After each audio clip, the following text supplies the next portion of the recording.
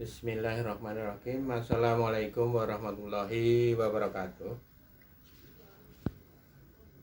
Perlu perkenalkan bahwa pelajaran hari ini adalah PPKN dengan Pak Suhada. Pada hari ini kita akan belajar tentang hak asasi manusia. Konsep hak dan kewajiban hak asasi manusia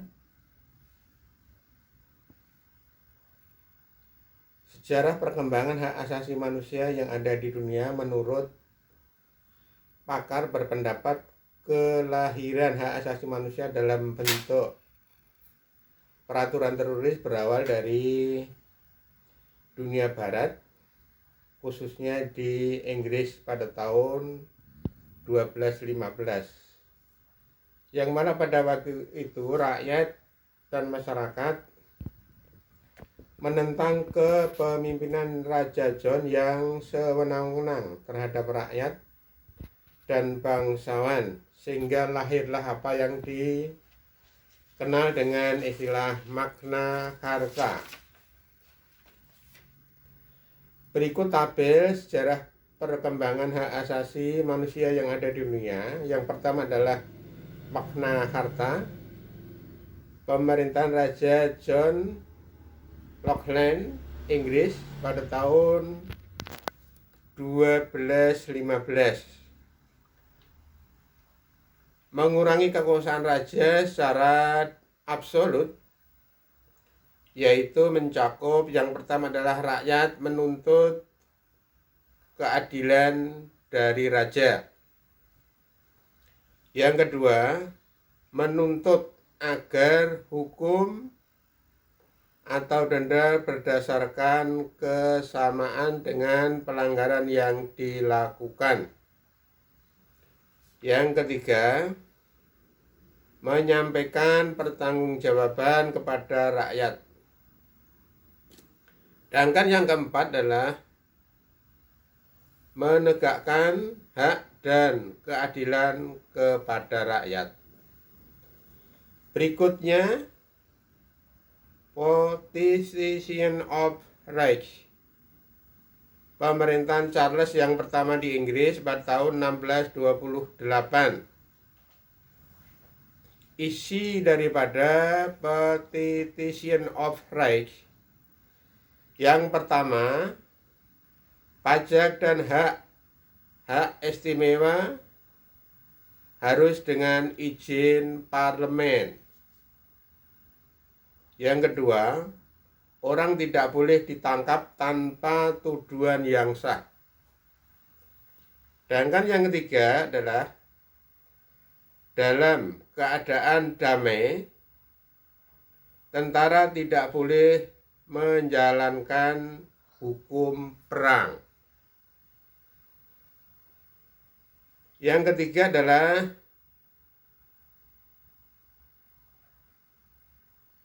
pemerintahan Charles II di Inggris pada tahun 1679, yang mana pada waktu itu isinya piagam. Yang pertama, seseorang yang ditahan segera diperiksa dalam waktu 2 hari setelah penahanan. Isi yang kedua, alasan penahanan harus disertakan bukti yang sah menurut hukum. Berikutnya piagam yang keempat, menurut Bill of Rights, pemerintahan William yang ketiga di Inggris pada tahun 1669. Isi piagamnya yang pertama adalah kebebasan dalam memilih anggota parlemen. Yang kedua adalah kebebasan berbicara dan mengeluarkan pendapat. Sedangkan yang ketiga, pajak, undang-undang, dan pembentukan tentara tetap harus seizin parlemen. Sedangkan yang keempat, Hak warga negara dalam memeluk agama menurut kepercayaan masing-masing. Yang kelima, parlemen berhak mengubah keputusan raja.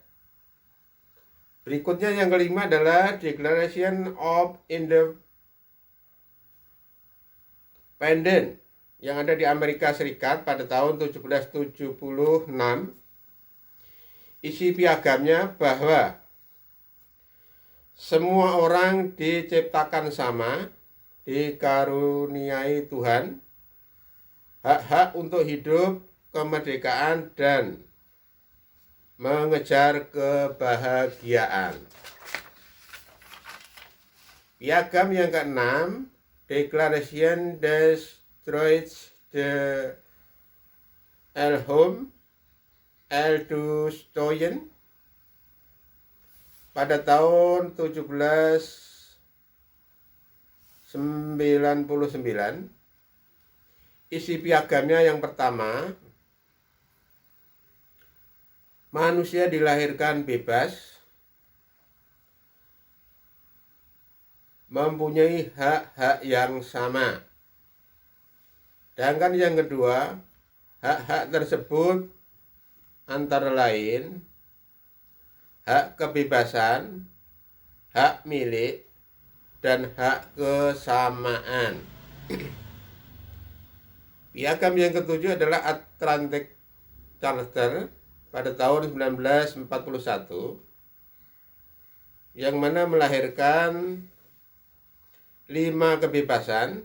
Yang pertama adalah freedom from fear, bebas dari rasa takut. Yang kedua, freedom of religion, kebebasan beragama. Yang ketiga adalah freedom of expression, kebebasan berekspresi. Yang keempat adalah freedom of information, kebebasan pendapat untuk mendapatkan informasi. Yang terakhir yang kelima yaitu freedom from want, kebebasan dari keinginan. Sedangkan yang kedelapan adalah piagam Universal Declaration of Human Rights pada tahun 1948.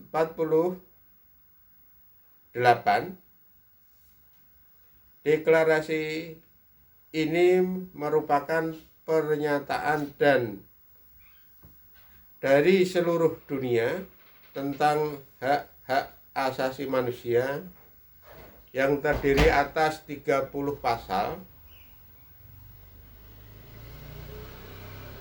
Piagam ini menyerukan kepada semua anggota dan bangsa di dunia untuk menjamin dan mengakui hak-hak asasi manusia yang dimuat dalam konstitusi negara masing-masing.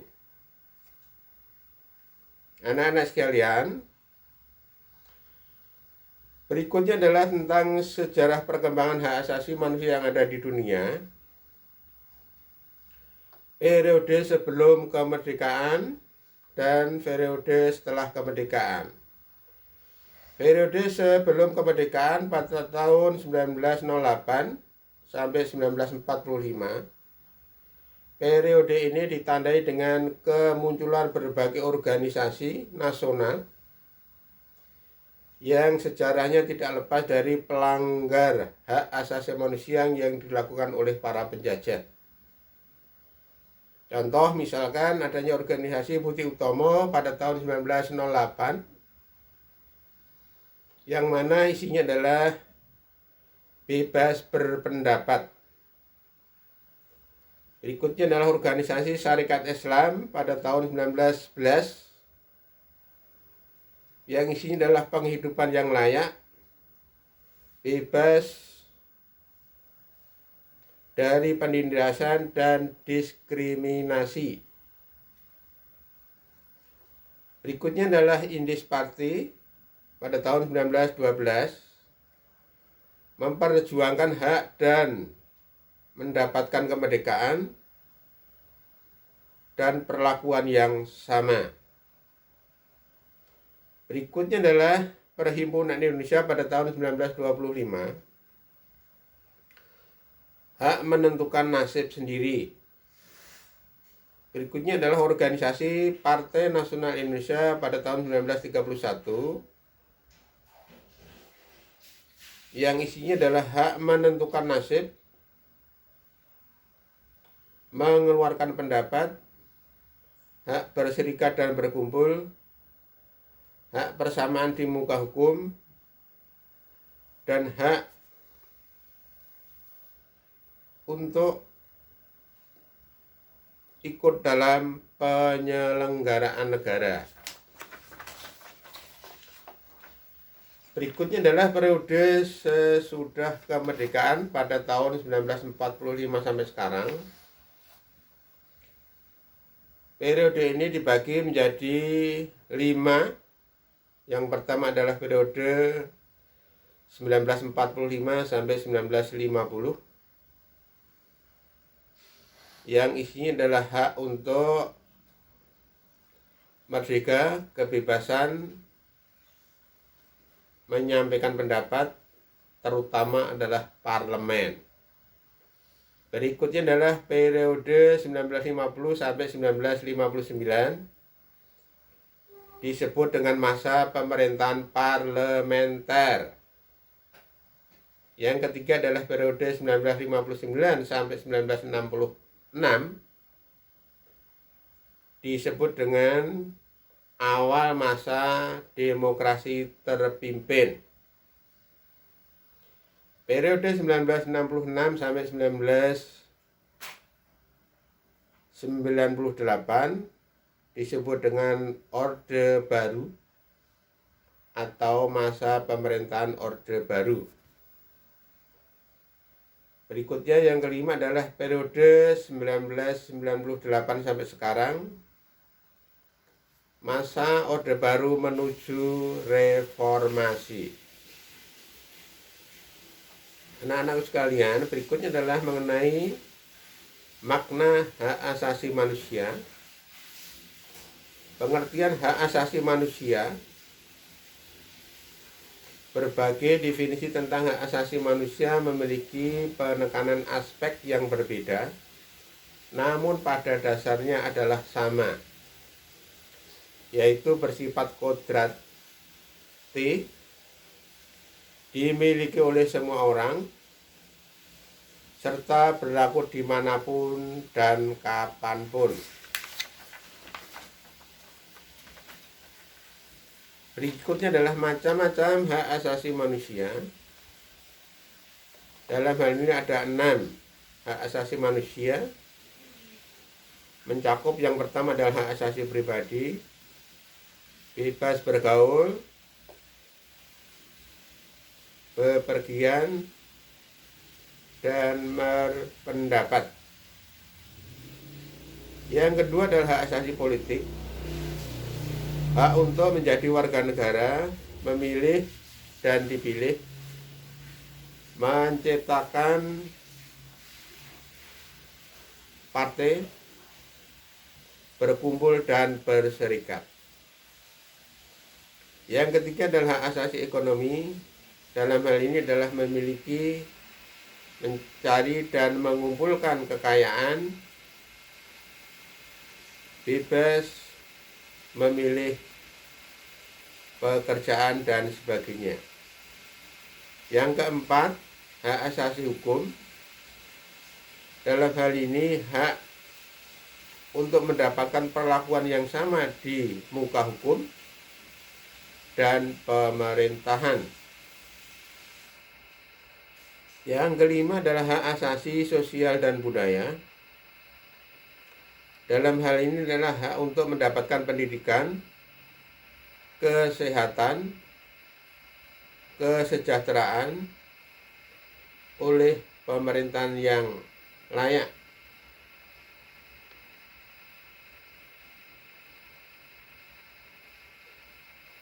Berikutnya adalah yang keenam, hak asasi dalam tata cara peradilan dan perlindungan. Dalam hal ini prosedural right, istilah lainnya, dalam arti hak untuk mendapatkan peradilan dan perlindungan dalam penahanan, penangkapan, peradilan, penyitaan, dan penggeledahan. Berikutnya, mengenai makna hak asasi manusia, berdasarkan pengertian dan dari Matterson, pada hakikatnya hak asasi manusia memiliki makna sebagai berikut.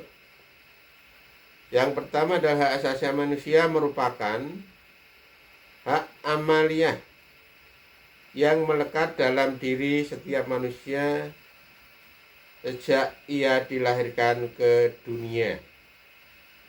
Yang kedua, hak asasi manusia merupakan alat untuk menjaga harkat dan martabat manusia sesuai kodrati kemanusiaannya.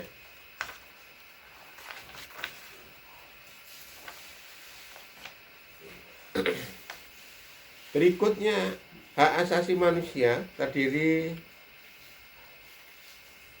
dari 4 ciri khas.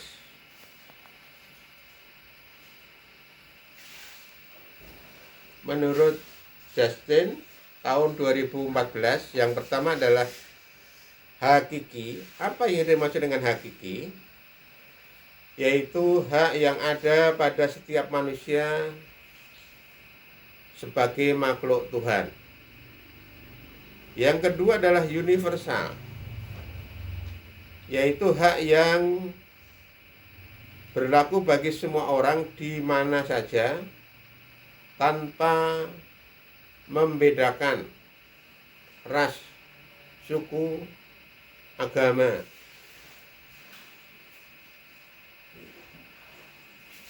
Dan sebagainya. Yang ketiga adalah permanen atau tidak dapat dicabut, yaitu hak selama masih hidup tidak bisa dihapuskan oleh siapapun.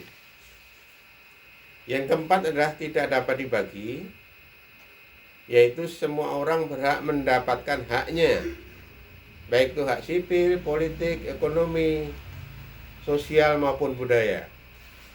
Anak-anakku sekalian, marilah kita amati apa yang telah disampaikan materi PPKN pada hari ini. Dan apabila ada hal yang perlu diketahui, kata atau kalimat yang susah dipahami, saya mohon kalian untuk bisa mencari informasi berbagai cara lewat IT. Saya kira Anda lebih paham.